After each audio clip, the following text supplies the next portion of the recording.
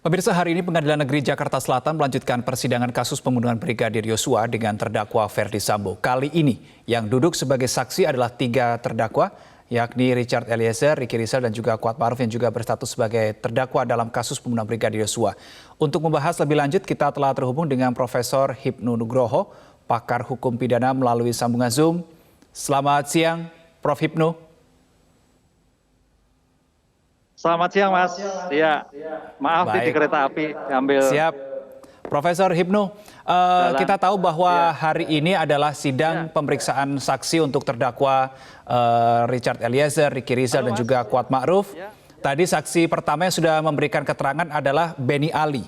Salah satu yang disampaikan yang disampaikan oleh Benny Ali dalam keterangannya tadi pagi yang sudah selesai begitu adalah terkait dengan bahwa Benny Ali itu baru sadar semua cerita yang ia dapatkan ketika berada di Duren 3 ini adalah suatu rekayasa, dan ini sadarnya 1 bulan setelah itu ketika dia dipatsuskan, Prof. Hipnu. Apakah ini juga nantinya bisa menjadi hal yang peringan juga, Prof. Hipnu, untuk Benny Ali? Ya, Benny Ali kan hanya sebagai tersangka saksi kan? Ya. Dia hanya saksi atau terdakwa? Kalau nggak salah sebagai saksi Benny Ali. Betul, dan dia akan sudah mengalami kerugian karena dia dipatsuskan kemudian didemosi 3 tahun begitu. Ya, dia hanya sebagai saksi. Betul. Pak Benny Ali kan bintang 1 sebagai kena sanksi kode etik dan didemosi. Nah, ini bagian dari juga tindakan yang dilakukan oleh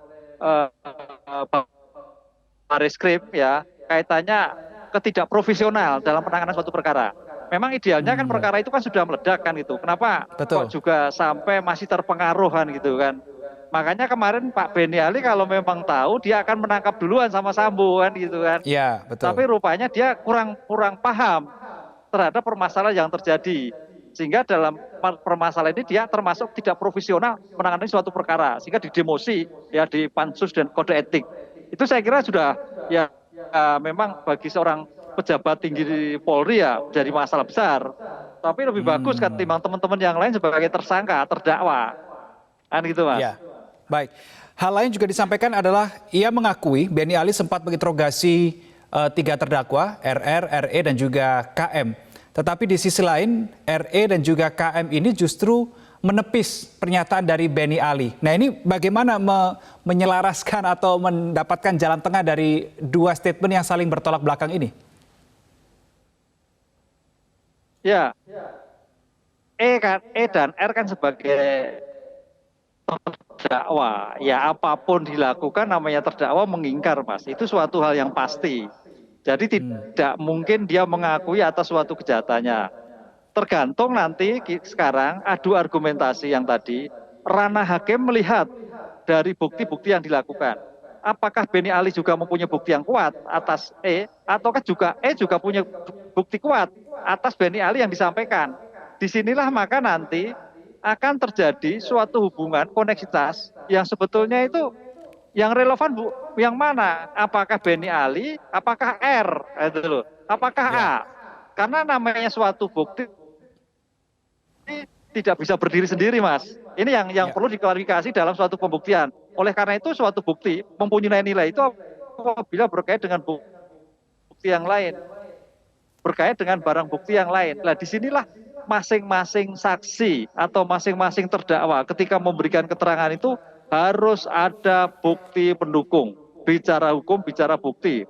Apalagi yang terkait dengan sekarang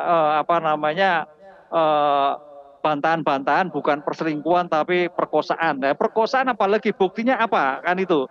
Ini memang suatu hal yang menarik di dalam suatu pembuktian ketika masing-masing pernyataan itu tidak ada bukti yang akurat di dalam persidangan. Oke, baik. Ada beberapa hal juga yang kita akan bahas, Prof. Hipnu, tapi kita saksikan di layar kaca saat ini adalah bagaimana suasana sidang terkini di Pengadilan Negeri Jakarta Selatan. Kita lihat di situ Ferdy Sambo sedang memberikan pernyataannya begitu ya sebagai saksi kapasitasnya di sidang siang hari ini. Kalau kita melihat ada hal yang unik, Prof. Hipnu, ini adalah pertemuan perdana Richard Eliezer dan juga Verdi Sambo di persidangan. Setelah sebelumnya Verdi Sambo menepis semua beberapa poin yang disampaikan oleh Richard Eliezer. Bagaimana Anda membaca hal ini, Prof. Hipnu? Ya, ini sidang kali ini tantangan besar bagi Eliezer untuk memberikan pembuktiannya bahwa dia sebagai justice kolaborasi. Karena yang dihadapan adalah saksi Sambo yang dimana atasannya yang dalam arti ini adalah berpangkat bintang 2. Ini kondisi psikologis harus dijaga. Tapi yang harus diingat dalam perkara hukum itu tidak melihat pangkat, tidak melihat status, tapi adalah equality before the law, kesamaan di dalam hukum. Oleh karena itu, Baradae yang sudah merupakan JC harus tetap bertahan dengan bukti-buktinya atas kesaksian yang disampaikan oleh Sambo. Kan itu. Karena apapun yang terjadi, Pak Sambo pasti memberatkan. Dan inilah yang harus dipertahankan. Karena kalau nanti Baradae tidak bisa memberikan pembuktian apa yang disampaikan oleh Sambo, ini berpengaruh besar terhadap status JC. Karena sekarang Baradae kan lagi diusulkan untuk mendapatkan tuntutan keringanan dari kejaksaan. Sehingga kalau sampai itu berhasil mematahkan apa yang disampaikan oleh Sambo, itu suatu yang nilai besar sebagai justice kolaborasi. Inilah saat yang penting untuk menjaga suatu pemikiran yang tangguh, mental yang tangguh, bukti yang tangguh, sehingga bisa mematahkan dalil-dalil saksi Pak FS di dalam persidangan. Oke, selama dari pihak Eliezer sebagai justice kolaborator ini memiliki bukti yang cukup kuat untuk menopang pernyataan yang sudah dilontarkan. Hal lain yang juga dikhawatirkan juga akan memberatkan Eliezer adalah bahwa sesuai dengan pernyataan yang diberikan oleh Ricky Rizal dan juga Kuat Ma'ruf, tidak ada kata tembak yang diteriakkan oleh Sambo saat peristiwa tanggal 8 Juli 2022. Tetapi di sisi lain Richard Eliezer mengatakan bahwa yang ia dengar adalah tembak, begitu ya. Bagaimana Anda membaca hal ini?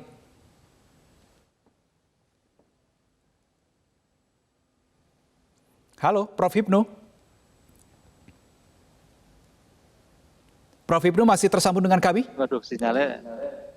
Baik, Prof. Hipnu, saya sudah kembali mendengar suara Anda. Baik, silakan Prof. Hipnu. Iya, putus-putus Mas, ya Mas. Ya, silakan Prof. Hipnu. Terkait dengan tembak atau perintah yang diberikan oleh Verdi Sambo, ada dua keterangan di sini ya. Richard Eliezer mengatakan ia menerima perintah tembak. Di sisi lain Ricky Rizal dan juga Kuat Ma'ruf tidak mendengar kata tembak. Begitu. Bagaimana Anda melihat hal ini? Ya, sekarang kan memang ini ada suatu tanda petik itu kesepahaman ya antara FS dan R dan E, bukan tembak ya, tembak. Tapi bukti yang lain ada enggak? Sekarang kalau bukan tembak, apa yang dilakukan? Dia sudah ada senjata. Ya. Ada senjata yang sudah disiapkan, kan gitu kan? Karena dalam hukum itu ada namanya reasonable doubt. Suatu bukti itu harus akurat, logik gitu loh. Sekarang pertanyaannya, apakah mungkin dengan hajar? Hajar dengan tangan, ada senjata, ada persiapan. Ini yang juga harus masuk. Makanya nanti hakim yang akan melihat suatu bentuk konstruksi, apakah hajar, apakah tembak, kan itu. Oke, kalau hajar tangan kosong dong, kan itu. Tapi tembak senjata sudah siap. Sarung tangan dengan demikian juga. Ini saya kira suatu yang sangat menarik, karena memang hari ini Mas, kalau kita bicara suatu sistem, hari ini dan sidang besok itu tinggal 3 pertanyaan yang harus dijawab. Bagaimana melakukan pembunuhannya dan caranya bagaimana. Nah ini kan perdebatannya caranya, apakah hajar, apakah tembak, kan gitu. Ini yang menarik. Baik, Prof. Hipnu, tapi kita berandai-andai ya, seandainya memang betul perintah yang diterima atau yang diberikan oleh Verdi Sambo adalah hajar. Kita sekali lagi berandai-andai di sini. Tetapi sebelumnya kan Richard Eliezer sudah bertemu dengan Verdi Sambo dan saat itu Verdi Sambo mengatakan harus mati anak ini. Nah, bagaimana ini kan berarti sudah dimaknai dan sudah dianggap oleh Eliezer sebagai suatu perintah begitu.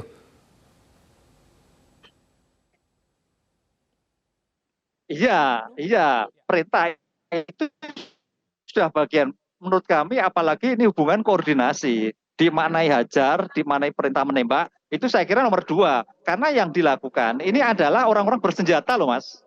Orang bersenjata semua loh. Jadi dalam konteks senjata itu nggak mungkin menghajar. Nggak mungkin.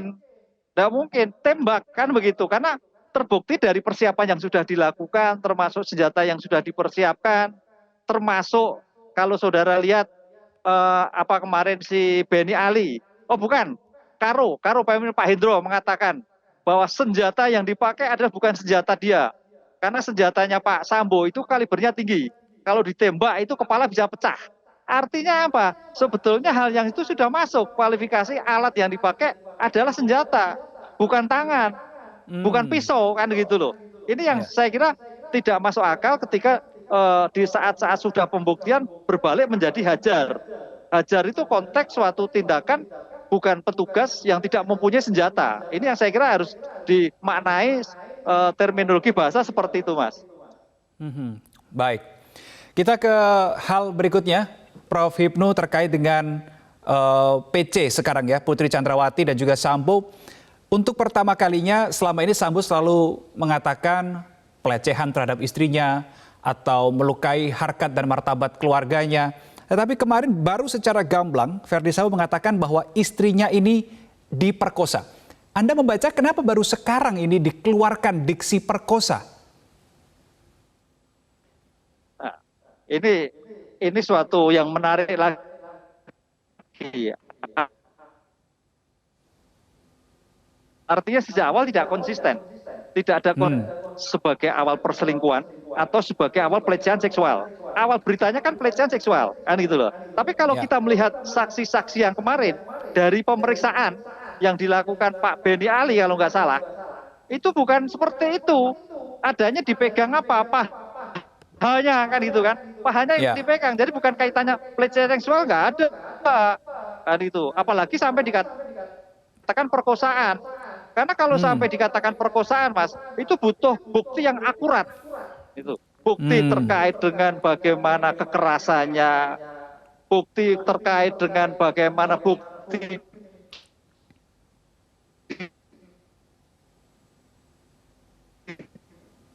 tempatnya, bagaimana kondisi ada seperti yang saya kira selama ini tidak pernah dibuktikan. Nah, kalau itu dibuktikan masuk dalam suatu motif. Tapi kalau sulit, ya agak sulit. Paling ya itu tadi, pelecehan tadi mungkin bisa masuk kalau pelecehan karena kaitannya dengan pegang-pegang tadi yang kemarin sudah disampaikan oleh kalau nggak salah Pak Benny Ali pada pemeriksaannya.